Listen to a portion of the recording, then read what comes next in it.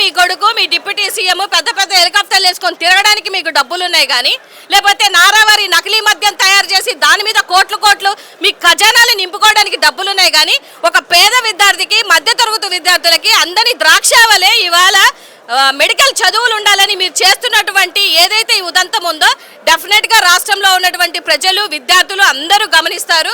అన్యాయం చేస్తుంది ఎవరు అని అంటే జగన్మోహన్ రెడ్డి గారు కాదు. ఆయన సింగిల్గా 2 సంవత్సరాలు కరోనా వచ్చినా కానీ 3 సంవత్సరాల్లో ఆయన చేసినటువంటి డెవలప్మెంట్ లేదు అని మీ మాట్లాడుతున్నటువంటి చాతగాని మాటలకి ఇవాళ డెఫినెట్గా జగన్మోహన్ రెడ్డి గారు వస్తారు, మీ అందరికీ సమాధానాలు చెప్తారు. పీపీపీ అంటే ఏంటి సార్? Private public partnership. ఇది ఇంకా తెలియకపోతే ఇంకా నేనేం చెప్పలేను.